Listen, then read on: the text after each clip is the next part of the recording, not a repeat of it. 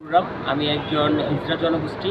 আমি শান্তিনীর হিজড়া সংগঠনের একজন চেয়ারম্যান এবং একজন কোরিওগ্রাফার, একজন মডেল, বলতে গেলে একজন নায়িকা। কেননা আমি দুইটা যখন টেলিফিল্ম করেছি তাহলে আমি একজন নায়িকা। আমি কেন নিজেকে বলবো না আমি নায়িকা, তাই না?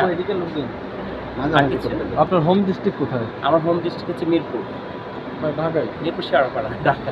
আচ্ছা, সাকিব খানের তুফান নিয়ে একবার তুফান উঠছে, তো আপনাদের হিজড়া সম্পর্কে দেখেন কিনা বা সাকিব খানকে এদিকে লোক দিয়েন? অবশ্যই আমরা ফিল্ম দেখি, ফিল্ম দেখবো না কেন? আমরা বাংলাদেশের ছবি অবশ্যই দেখবো। আমরা যদি না দেখি তাহলে বাংলাদেশের ইন্ডাস্ট্রি কীভাবে চলবে, তাই না? সাকিব খান, এই যে রাজের কাজল রেখা ছবিটা খুবই ভালো লাগলো। আর আছে তুফান ছবিটাও খুবই ভালো লেগেছে, কিন্তু না, এই যে কি ছবিটা জানি সাকিব খানের একটা ছবি, রাজকুমার। আর রাজকুমার থেকে বেশি ভালো লাগছে আমার কাজল রেখা, এটা সত্যি কথা। জায়েদ খানের মুভি দেখা হচ্ছে কিনা সোনাক্ষর? অ্যাকচুয়ালি কি, ওনার ছবি তো দেখবো দূরের কথা, ওনাকেও আমার ভালো লাগে। নায়কের মতো হতে হবে, যেটা বাস্তব কথা। বাস্তব বলতে ভয় পাই না। জায়েদ খানের কোন দিকটা আপনার কাছে খারাপ লাগে? উনি যে বেশি কমেডি করে, এটা খারাপ লাগে। এটা তো উনি একজন নায়কের মতো থাকে। আচ্ছা, আপনি যে একজন কোরিওগ্রাফার, সেই জায়গা থেকে জায়েদ খানকে আপনি আসলে কত মার্ক দিবেন, যে আসলে তাকে দিয়ে অন্যান্য হিরোদের সঙ্গে কি আসলে তুলনা করা যায় কিনা নাচের দিকে? তার যেই ধরনের ফ্যাট হয়ে গিয়েছে, তাকে কোরিওগ্রাফি করাইলে সেই স্টেজে আমার মনে হয় না হাঁটতে পারবে। নাম বলে যায়, ওনার ফিগারটাকে আগে ঠিক করতে হবে, জিম করতে হবে, প্যাট কমাতে হবে। ওনার অনেক ভুঁড়ি বেড়ে গেছে, আর উনি একটু কমেডি টাইপের করে। উনি একজন হিরো মানুষ। উনি এমন কোনো বাংলাদেশের বড় বড় সুপারস্টার নায়িকা নেই যে তাদের সাথে ফিল্ম করে নাই, কিন্তু সে সেইভাবে থাকা উচিত ছিল। এরকম ইউটিউবে এসে বিভিন্ন ধরনের ভিডিও বানানো, ভিডিও আপলোড করা, এগুলো আমার একদম অপছন্দ। আমিই করতে চাই না এসব জিনিস, তাহলে উনি কেন করবেন? আমি ওনার থেকে অনেক অনেক অনেক অনেক অনেক অনেক নিচ্ছে, তারপর আমার ভালো লাগে না। আমি চাই ভালো কিছু করতে, ভালো যেন সমাজ দেখে আমাকে পছন্দ করে, ভালোবাসে। সব জায়গায় সব কিছু কিন্তু মানায় না। আপনার কোন হিরো বেশি? বাংলাদেশে আগে সালমান শাহ ছিল, আলমগীর সাহেব ছিলেন, রাজাক সাহেব ছিলেন, তারপরে রিয়াজ, এদের ফিল্ম ভালো লাগতো। এখন সাকিব খানকে ভালো লাগে, আগে থেকে সাকিব খানকে ভালো লাগে, এখনও ভালো লাগে। কেননা আমাদের দেশের একজন সুপারস্টার বাহিরের কান্ট্রিতে গিয়ে ছবি করতেছে, মুভি করতেছে, এটা আমাদের প্রশংসা না, আমাদের গর্ব না? আচ্ছা, সাকিব খানের সাথে যদি আপনার ছবি করার কোনো সুযোগ আছে, সেক্ষেত্রে আপনি ছবি করবেন কিনা? আমি জানি এই ধরনের সুযোগ আসবে না, তারপর কিন্তু আমি কোনো দিক দিয়ে কম না। হবে যদি আমাকে কেউ কোনো পরিচালক অফার করে আর সাকিব যদি রাজি, অবশ্যই করবো না কেন? আপু, লাস্ট একটা কোশ্চেন করবো, সেটা হলো আপনাদের যারা এই যে থার্ড জেন্ডার বা হিজড়া বলেন, আপনার যদি কখনো সুযোগ আসে এদের পাশে থেকে এদেরকে নিয়ে কাজ করার, তাহলে এদের সাথে কিভাবে দেখবেন না?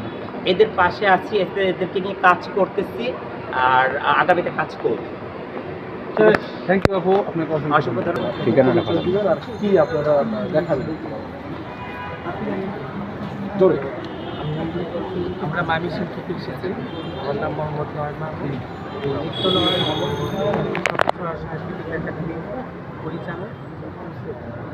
আমরা আজকে এখানে এসেছি আমাদের মামিসিংয়ে, যেমন অনেকেই জানে, সারা বাংলাদেশের মানুষই জানে মহুয়া অনেক খুব পপুলার একটা নৃত্যনাট্য। আমাদের এখানে বাউল বলেন, হিন্দু বলেন, সব কিছুই জনপ্রিয়। আজকে আমি এখানে এসেছি, আমি এটা ফিউশন ডান্স করব, কিন্তু স্টাইলটা হবে আর এখানে এসে খুব ভালো লাগছে। এসি হাউজের অধীনে আসছেন, কেমন লাগে? ভাষায় প্রকাশ করতে পারবো না, কারণ আমার নাচের আমার প্রায় 22 বছর চলছে। অনেক মেডেল পাইছি, সার্টিফিকেট পাইছি, পুরস্কার পাইছি। তবে আজকে এপি হাউজের যেই মানে অ্যাওয়ার্ডটা, সেটা আমি মনে করি যে আমার এই 22 বছর নাচের শ্রেষ্ঠ একটা পুরস্কার। সুন্দর কথা, সুন্দর কথা। আজকে কি দেখাবেন আপনারা? Fashion show. আর কি করেন? আমি প্রফেশনালি নৃত্য শিল্পী। নিজেকে কতদূর নিয়ে যেতে চান? অনেক স্বপ্ন আছে। সাকিব খানের সাথে কাজ করার? হ্যাঁ, অবশ্যই আছে। কার সাথে? শাকিব খান। মানে কি করবেন বলেন? আচ্ছা, মুভি করার ইচ্ছা আছে, তারপর নাটক, ফ্যাশন শো, ফটো শো করার ইচ্ছা আছে। আচ্ছা, আপনার নামের পরিচয়টা দিয়ে। আমার নাম মোহাম্মদ আমি গান করি, তারপর নৃত্য, স্কাউটিং, আদার্স সব কিছুর সাথে আছি। এটা আমার ফার্স্ট টাইম। এর আগে আমি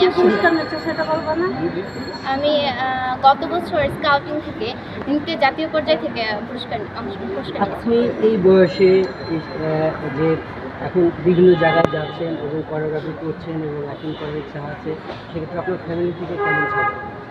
হ্যাঁ, সাপোর্ট পাই, সবাই সাপোর্ট করে। মানে ফ্যামিলি থেকে যদি সাপোর্ট না করতো তাহলে এত দূর আগাতে পারতাম না। ফ্যামিলি বাবা কেন সাপোর্ট করছেন?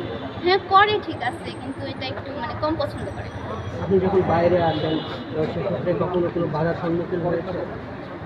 মাঝে মাঝে হই, কিন্তু আম্মু থাকে, সো ফেস করে ফেলে। কি ধরনের সম্মুখীন হয়েছেন?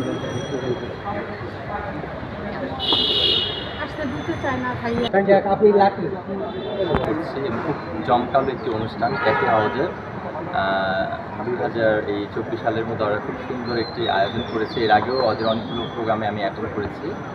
তো আজকের প্রোগ্রামটা আমার কাছে মনে হচ্ছে অনেক জমকালো, অনেক কালারফুল। এখানে অনেকে এসছে, তো আমিও চলে এসেছি। আমার কাছে বেশ ভালো লাগছে।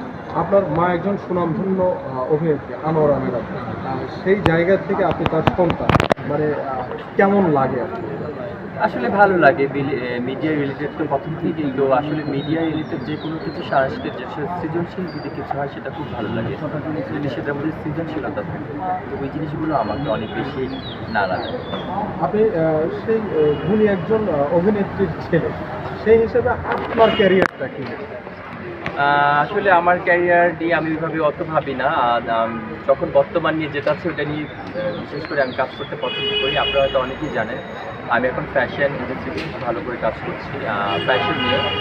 বিশেষ করে স্পেশাল ছেলেদের ফ্যাশন ট্রেন্ডটাকে বাংলাদেশে অনেক বেশি তুলে ধরেছি। আর বেসিক্যালি আমার কথা হচ্ছে আমি একজন ইন্টেরিয়ার ডিজাইনার, এবং ইন্টেরিয়ার নিয়ে পুরো বাংলাদেশ এবং বাংলাদেশের বাইরেও আমি ওয়ার্ক করছি। আনোয়ারা ম্যাডামের সময় এখন কীভাবে কাটে? আসলে আম্মুর ব্যাপারটা হয়েছে কি, উনি আসলে বেশ কয়েক বছর আগেই উনি হচ্ছে ব্রেন স্ট্রোক করেছিল। দেন তারপর আস্তে আস্তে একটু রিকভার করে। এখন আলহামদুলিল্লাহ উনি সুস্থ, ভালো আছে। এখন ওই তো দেখা যায় যে এখন তো সবসময় ভালো কাজই করছে, আমাদের সাথে মিশছে, যতক্ষণ সময় পাচ্ছে একটু ইবাদত বন্দেগী করছে। পাশাপাশি হচ্ছে একটু ওনার আগের যে মুভিগুলো ছিল ওই জিনিসগুলো হয়তো বা একটু টিভি ছেড়ে দিলে ওইটা উনি দেখে, ওইটা ওনার কাছে অনেক ভালো লাগে যে উনি আগে এই সময় মুভি করতেন বা এইগুলো করেছেন। তো বেশিরভাগ সময় এখন আমল করে, আল্লাহর সাথে সম্পর্ক একটা করার চেষ্টা করছে ইনশাল্লাহ। ওইভাবেই মানে নিজেকে যতটুকু বন্দিগিতে কাজে লাগানো যায় ওইভাবেই করছে। আর সবাইকে আসলে উনি অনেক মিস করে, তবে সবাই চেষ্টা করে ওনাকে দেখার জন্য, আসেও। তো ততটুকু সবাইকে তো এইভাবে সময় দিতে পারে না আম্মু। তো যখনই আসে তখন যতটুকু সিচুয়েশন বুঝে বা ওনার শরীরটা খুব ভালো লাগলে তখন সবার সাথে আসে, বা অনেক জার্নালিস্টরাও আসে। আর বিভিন্ন এখন এর আগে আমাদের এপিসোডে যখন আমাদের যে একটা নির্বাচন হলো, আপনারা জানেন শিল্পী সমিতির নির্বাচন আমরা ছিলাম, সেখানে আম্মু এসেছিলাম। তো ওইখানে দেখা করে সবশেষে এপি হাউস অ্যাওয়ার্ড নিয়ে কী বলবেন এবং আপনার ভবিষ্যৎ পরিকল্পনা? আসলে এপি হাউসের কথা কি বলবো, ওদের প্রোগ্রামটা খুবই ভালো। আমি অনেক প্রোগ্রামই যাই, কিন্তু এই প্রোগ্রামটা আমার কাছে স্পেশাল মনে হয়, একটু ডিফারেন্ট। আর আমি এটা খুবই মন থেকে ওদের আমি এটা শুভকামনা করি যেন ওরা অনেক এগিয়ে যায়। এপি হাউস প্রোগ্রামটা আসলে অনেক ভালো করে ওরা, এবং এখানে স্পেশাল আমি থ্যাঙ্কস টু আরমানকে বলবো, অনেক ভালো করছে। এবং ওর সাথে যে আরেকজন ওর ফ্রেন্ডস আছে ওরা পলাশ, তো দুজনে মিলিয়ে ওরা অনেক ভালো, ওদের চেষ্টা এটা ওরা অনেক দূর এগিয়ে নিয়ে যাচ্ছে। এবং আমি দোয়া করি ওরা আরও অনেক দূর এগিয়ে যাবে, এবং আমরা আছি ওদের সাথে। করবেন আমার জন্য। আপনার নামটা একটু থ্যাংক ইউ।